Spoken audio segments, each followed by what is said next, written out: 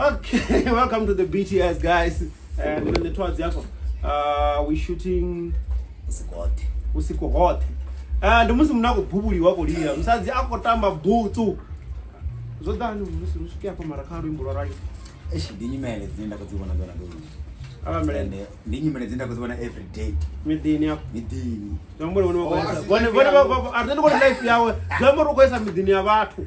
Na uriti zimwe zvinga umufunzi wadida waseveriwo karabelizezvi. Yeah. Wakonozviona uri henyimele vangava vakaiva vamuntu. Zambole ndizono zofiba na pasoko wasa posti ka TikTok. Nozikubuyi. Ezikubuya ngamanda man. Masongona vana vakodzisechera. Nabona ngari votakara. Ene nsongona vana ba maharwani kana vane pone vaona naso kuti vona ngari ava vana vakutofunesa harwani. Vakubisa matada. Ziko huyi. Na wanda zvibodo ezvisafei. Nona zvibodo ndichibodo ngori ndingasiri zvibodo watokubvika ngabodo ntingi. Pakupana naone so unofonga zvikwanda. Na hoyo jenozi no. Ziko muviyera. Uri wana noy. Omaranda tiki. Uri olumwa damu. Yeah. Tari uri nolumwa du ufuri pesi olumwa damu.